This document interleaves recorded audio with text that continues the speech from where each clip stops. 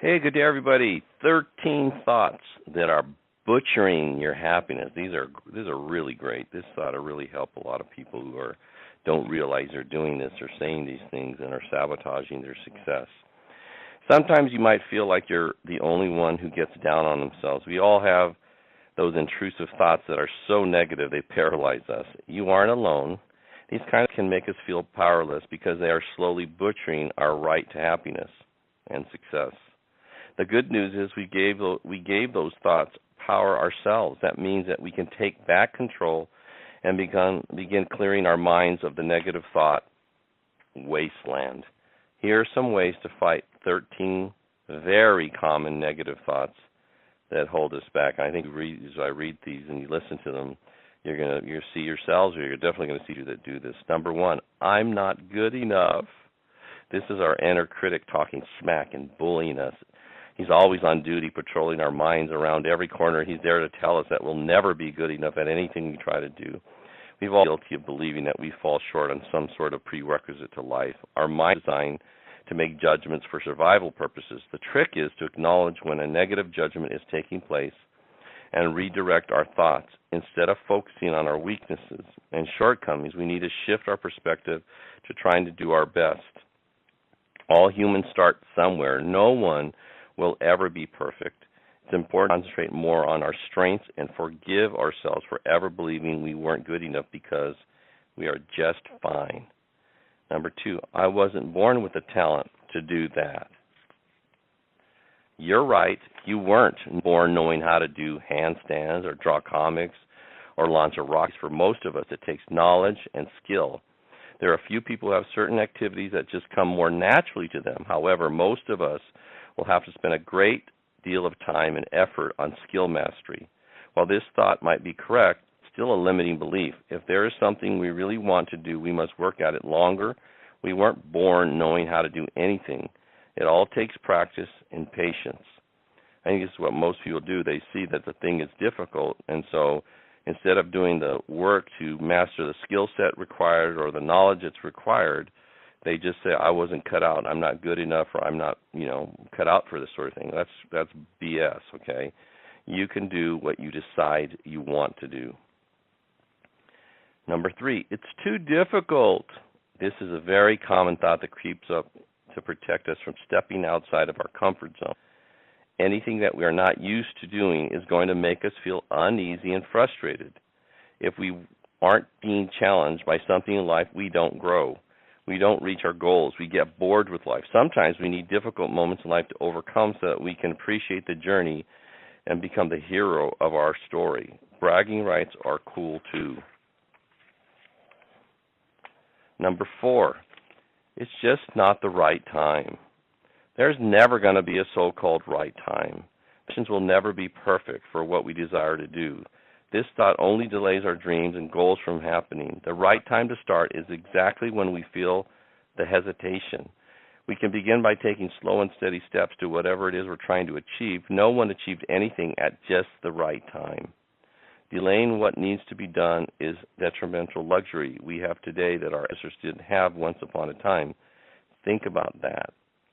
I know when I first decided to go full-time in the business that I'm in now, it wasn't the right time. My wife didn't think it was the right time.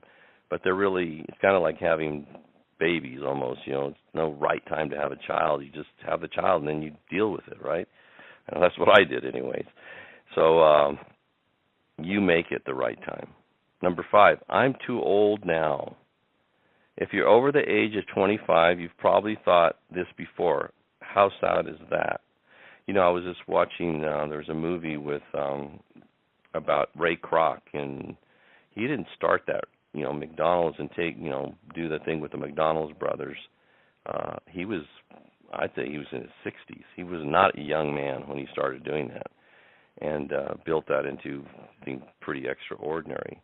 Or Colonel Sanders, who was in his mid-60s when he started Kentucky Fried Chicken. When people say they're too old, well, you're not too old. Look at Warren Buffett. He's approaching 90 years of age, and he's still killing it, still doing the work, still reading 500 pages a day of material. I mean, just an absolute, stud. Well, if you're 40 or 50 or even 60, you're not too old. So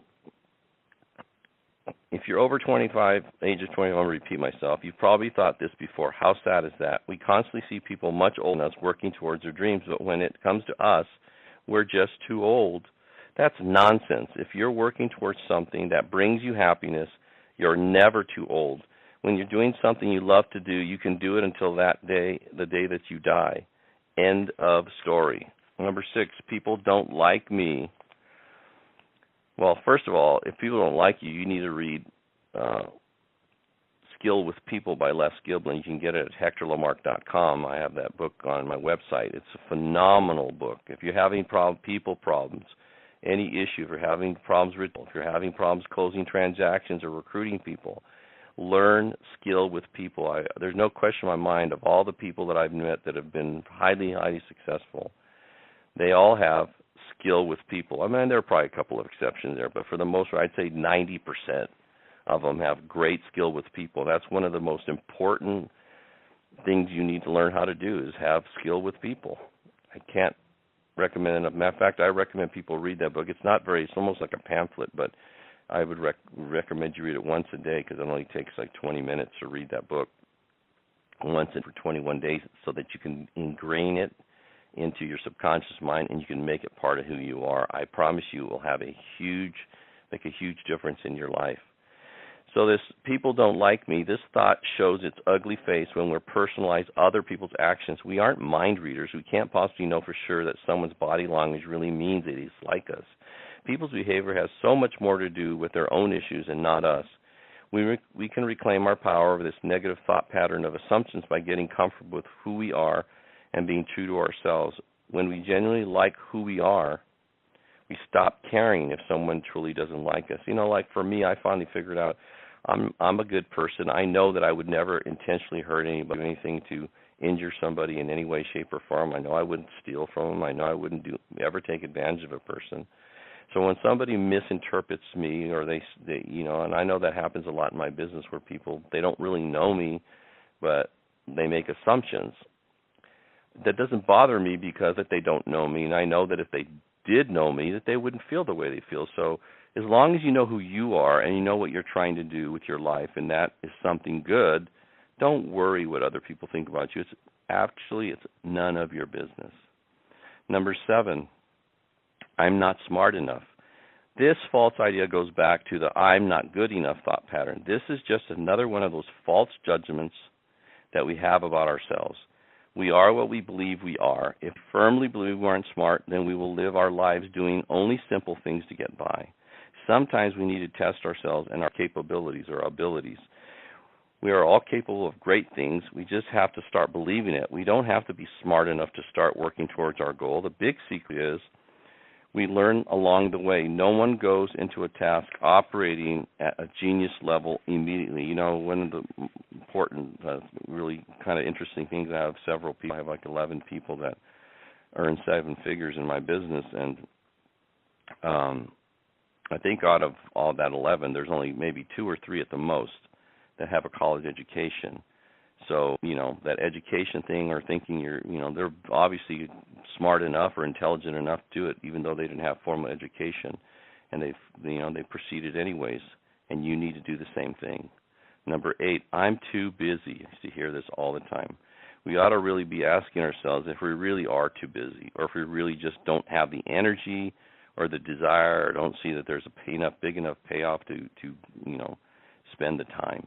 Everyone's busy. Saying that we're too busy to do something often turns into a big excuse that we just accept as truth. The chances are good that we aren't too busy. The truth is we either don't want to do something, we are low on energy. A way to overcome this excuse is to schedule a task that we think we don't have time for, like exercise, into our daily routine. If it's scheduled, there is time for it. We must learn to differentiate between being too busy and something we don't want to do. It's more socially acceptable to say, I'm busy, than to say, I don't really want to come to your birthday party. It's just difficult to know, do we draw the line sometimes?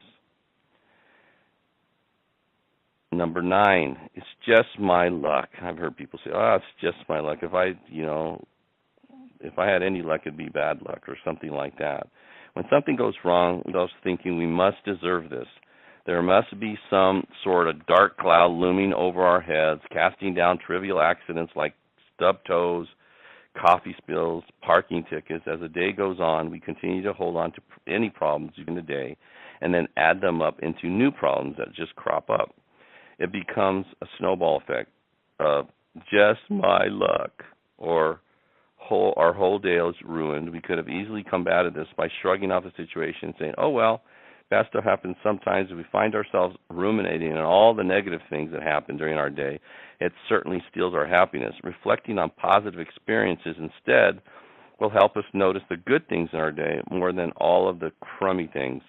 Just my luck can go from being a negative thought process to being a positive one. Number 10, they're better than I am. Says who?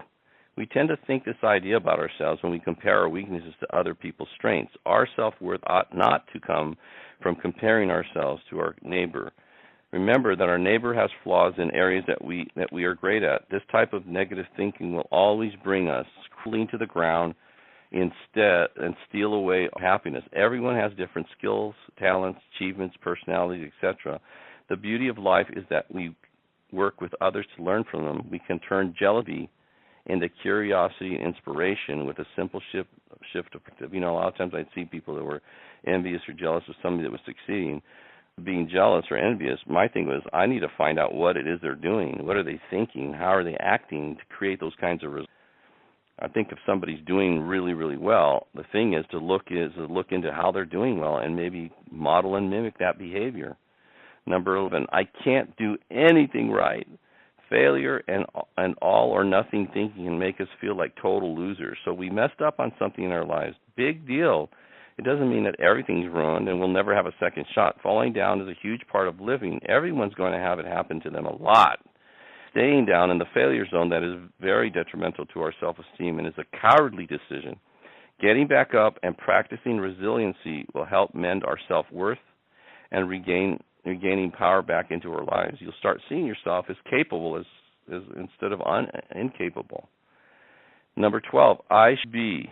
If you know a little bit about psychoanalysis, you know that the superego is the should society places upon us. These are the relations of how society believes we must behave and how we ought to live our lives. These demands are often very oppressive and sometimes irrational. When we're told that we should be a certain way, but we don't want to be, we may feel overwhelming guilt over the conflict. We all deal with this constant battle between what our culture believes we should do and what we often want to do. Instead, rigid, unbending demands are not at all fun for most people. When we find ourselves getting caught up in these shoulds, we should take a moment and decide if this is something we really want to do, or is this something we feel obligated to do in order to be as a worthy individual. 13, I'm all alone. It's safe to say that we've all felt alone before, both physically and emotionally. This tends to happen when we're going through a trial in our lives or when we isolate from others. We might feel no one knows what we're going through and that our feelings and tribulations are completely unique. However, we'd be wrong. Everyone has been through their fair share of tribulations. We can get over this negative belief by confiding in a compassionate friend who will support us when we feel like we're suffering and don't know what to do. Sharing problems with a trusted ally gets us back to our happy place quicker than trying to do it all alone. You're never alone. There's so much stuff out there that you can use that can help you grow yourselves, folks. There's always help if you're willing to do, the work to find it. I mean, there just really is. Even if you have a struggle, I don't care what you're doing. If you just Google how to overcome something or how to get help in this area, there's no shortage of help out there. Even if maybe it's not a person that you can actually talk to, there's something you can read or there's something you can listen to or there's a video on YouTube you can watch or something that can help you with whatever it is, whatever crisis you feel like you're going through. There's always help.